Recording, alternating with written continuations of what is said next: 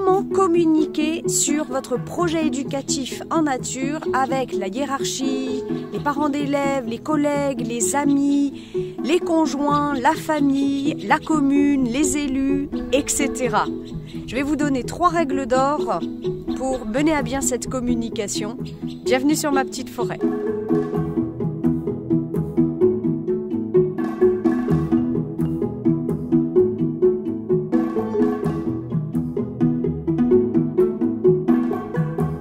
Communiquer efficacement sur votre projet éducatif en nature est indispensable, même si vous êtes dans une relative autonomie.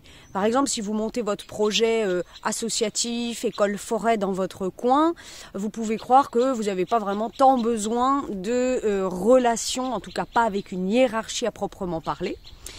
Attention, attention, la communication c'est un flux et non pas un long fleuve tranquille, mais un flux continu qui va vous demander d'interagir avec tout un tas de personnes tout au long du projet, non pas seulement qu'au lancement, mais sur le long terme. Alors, la première règle d'or que j'aimerais partager avec vous aujourd'hui, c'est ayez de l'empathie pour vos interlocuteurs. Alors l'empathie, c'est pas du tout quelque chose de mièvre ou de gnangnan du monde des bisounours, pas du tout. L'empathie, c'est la capacité que vous avez à vous mettre à la place de votre interlocuteur actuel ou futur. L'empathie, c'est cette compétence que vous allez avoir à comprendre avec vos tripes et avec votre tête les priorités de votre interlocuteur. Dites-vous, si j'étais maire, donc prenez même la posture du maire dans votre tête, copiez-le, n'hésitez pas à rigoler un bon coup en vous imaginant à sa place. Si j'étais maire, j'étais ce maire-là, qu'est-ce que je voudrais pour mes administrés? Quelles sont mes priorités personnelles et professionnelles? Quelles sont les choses qui vont m'importer en tant que maire? Vous listez tout ça, vous prenez sa place, vous vous mettez à sa place. C'est ça l'empathie. Ne projetez pas vos envies et vos besoins sur votre interlocuteur. Gardez donc en tête d'avoir la distance nécessaire. Cet interlocuteur n'est pas vous. Listez les envies et les priorités que vous pouvez mettre à la place de ce maire. La deuxième règle d'or que vous allez pouvoir appliquer dans votre communication avec un interlocuteur, c'est la pertinence des informations que vous leur adressez. C'est vraiment en lien avec la capacité d'empathie que vous avez. Pourquoi?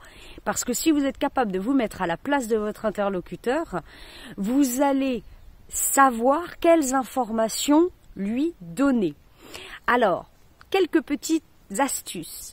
Quand vous adresserez à cette personne, arrêtez d'utiliser le « je » qui renvoie à vos besoins, à vos envies, à vos priorités et mettez du vous ou du tu si vous êtes familier avec la personne avec laquelle vous discutez.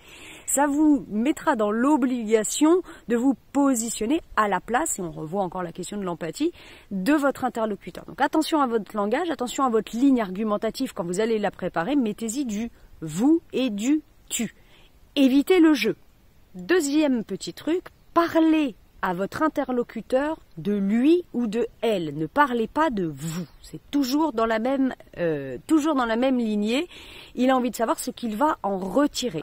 3 arguments qui vont être écoutés par un maire de commune vont être les suivants. Que votre projet ne coûtera rien financièrement sur le budget de la commune. Qu'il apporte une plus-value aux administrés du maire. Et troisièmement, qu'il va redorer l'image, redorer le blason de la commune. Donc ayez ça en tête quand vous vous adressez au maire de votre commune. Gardez la même logique quand vous avez d'autres interlocuteurs. Si c'est votre directeur d'école, imaginez-vous ce que votre directeur voudra entendre. Et troisièmement, toujours dans la même lignée, personnalisez vos arguments. Ne produisez pas un tableau d'arguments que vous allez plaquer sur votre interlocuteur. Si vous avez suffisamment d'empathie, vous savez quels arguments donner, amenez-les de manière personnelle.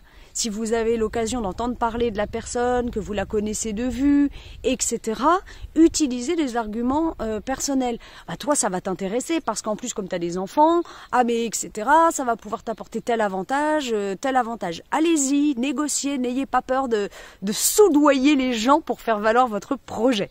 Et là, il y a une petite astuce qui consiste à avoir plusieurs choses que vous voulez demander. Une chose qui est vraiment l'idéal même que vous voudriez obtenir. Imaginons par exemple de votre directeur d'école, vous souhaiteriez absolument avoir l'autorisation de basculer des journées entières en plein air.